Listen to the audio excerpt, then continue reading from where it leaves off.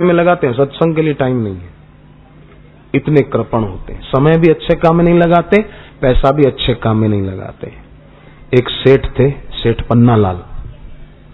पन्नालाल की बेटी की शादी करने के लिए कई लोग उसको बोलते थे, बेटी बड़ी हो गई, तुमको पढ़ी नहीं है, 27 साल की बेटी हो गई, तुमको शर्म आनी चाहिए, अपनी बेटी के लिए कुछ सोचते नहीं हो।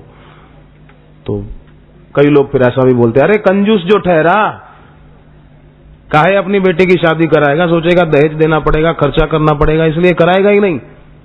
सेठ को हुआ कि मेरी नाक कट रही है, लड़का देखना शुरू किया। तो थोड़ी ही दूरी पर रहने वाला सेठ हीरालाल का बेटा मोतीलाल इसको पसंद आ गया। बात चलाई, इनको बुलाया, अपने घर आमंत्रित किया। ये आए तो लड़के के बाप मोतीलाल के बाप हीरालाल ने कहा कि तुम्हारी बेटी को फिजूल खर्चे की गंदी आदत तो नहीं है ना? क्योंकि हम नहीं चाहते हमारी पारंपरिक संपत्ति जो हमारे बाप दादा दादा के दादा दादा के दादा पुरखों ने जमा की है, वो फिर बहू फिजूल खर्ची वाली आए और घर का पैसा उड़ाए, वो हमको पसंद नहीं है। तो आपकी बेटी ठीक तो है ना इस विषय में?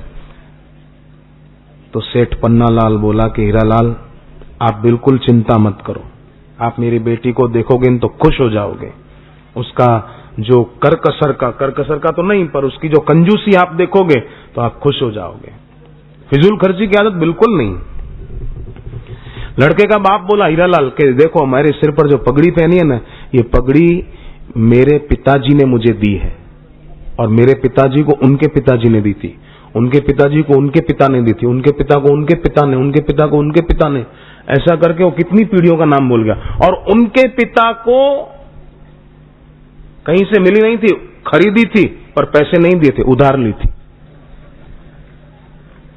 ऐसे फिजूल खर्ची की आदत ही नहीं है, और कितनी अभी तक चला रहे हैं हम। लड़की का बाप पन्नालाल बोला ठीक है, आप बिल्कुल चिंता, मेरी बेटी तो बेटी धन्नो, मेहमान आए, सुपारी वगैरह तो ले आओ। तो बेटी एल्यूमिनियम की घिसी पिटी पुरानी सड़ियल थाली में एक सुपारी लेकर के आई। पहले अपने बाप के सामने ले गई, बाप ने उस सुपारी को मुंह में रखा, दाएं घुमाया बाएं घुमाया, फिर बीच में मुंह में घुमाया, उसको सुपारी को निकाल के तश्तरी में रखा। बेटी ने नैपकिन से सुपारी पहुंची और वो समधी के सामने, लड़के के बाप के सामने लगी, लीजिए सुपारी।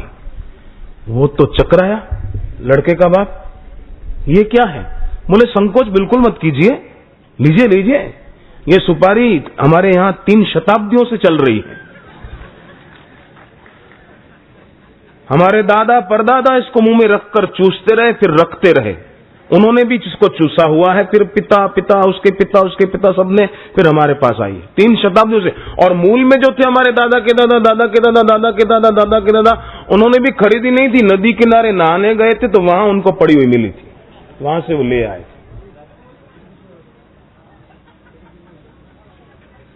बोलो अब क्या किया जाए ऐसे लोगों? कृपण यजुर्वेद का आदेश है, अराते चित्तम वि अर्सन्याकुति पुरुषस्य च, कृपणता मनुष्य के मन और संकल्प को मलिन कर देती, इसलिए कृपणता ना हो। बाप अंतिम सांस गिन रहा था, मरने पड़ा था, तो 3 बेटे सोच रहे थे कि क्या करें, अब पिताजी को कैसे ले जाएंगे शमशान में। एक बेटा बोला कि बढ़िया कार में सजा धजा कर उनकी अंतिम यात्रा निकालेंगे। दूसरा बेटा बोला बेवकूफ कहीं के, अपने पिता इतना पैसा खर्चने में नहीं मानते थे, अपन कार में ले जाएं, पेट्रोल जलाकर, 65 रुपया लीटर पेट्रोल है, तुझे पता नहीं? तो क्या करें? तो बोले एक सादी अर्थी सजा के ले चलते हैं। तीसरा बेटा बोला उसमें भी खर्चा तो होगा, अपने खेत में 2 बांस पड़े हैं पुराने सड़े हुए, दीमक लग गई है, वो उस पे ले चलते, क्योंकि वो फिर शमशान वाली चीज घर पे नहीं लाते, वहीं छोड़ के आना है, तो वो 2 बांस ले चलते, बांध के छोड़ के आएंगे।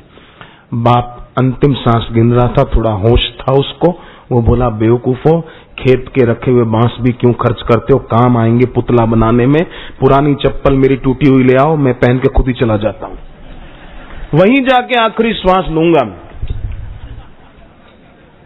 इनका बाप जो था वो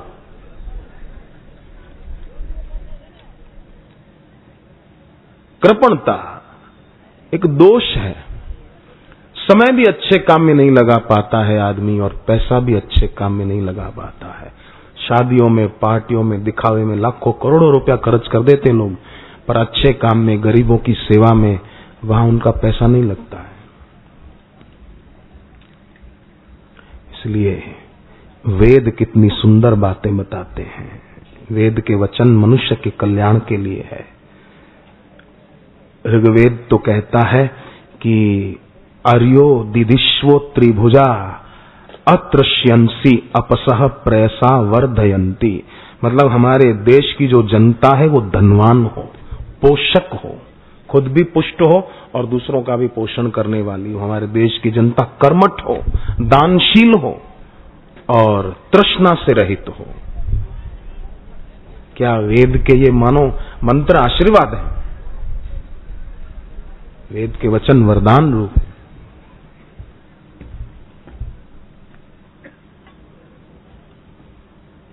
भगवान ने तो भागवत के 11वें स्कंद में धर्मात्मा उद्धव जी को कहा, न आचरेत यस्तु वेदोक्तम स्वयं अज्ञो अजितेंद्रियः, जिसका आचरण वेद के अनुसार नहीं है वो मेरी दृष्टि में नासमझ है। ऐसा श्री कृष्ण कहते हैं भागवत में। तो हमारा तो सौभाग्य है कि हमें वैदिक परंपरा के अनुसार अपना जीवन पवित्र बनाने का सुअवसर भगवान ने दिया है कृपा करके, वो भी 3 दिन के लिए। इस बार बापूजी ने नागपुर में, इतना बड़ा नागपुर है महाराष्ट्र का, खाली 2 दिन समय दिया। मुंबई में 2 दिन समय दिया, दिल्ली में 2 दिन समय दिया होली के पर्व निमित्त, और आप लखनऊ वासियों को, उत्तर प्रदेश वालों को लखनऊ में 3 दिन का अवसर गुरुदेव ने प्रदान किया, वो भी पवित्र कल्याणकारी तिथियों में।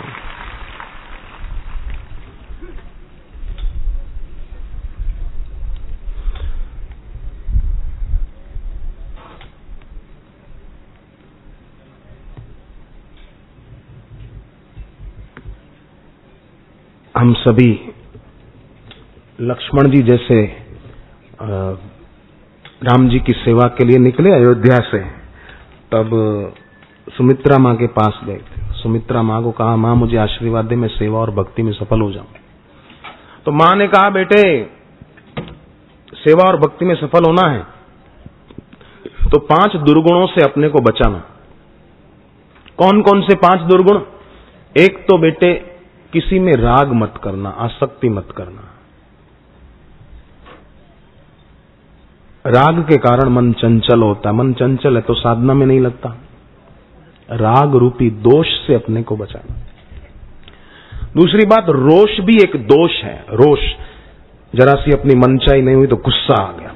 कई लोग देखना बात बात में गुस्सा बहुत करते हैं।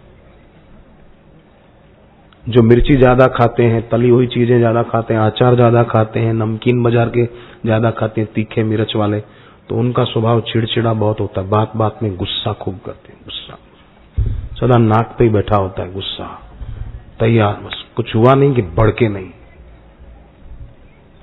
तो घर में जो गुस्सा ज्यादा करते हो ना, उससे बात करनी हो ना आपको, तो आपका जो स्वर बंद है ना नाक का, उस तरफ उसको खड़ा करके बात करना।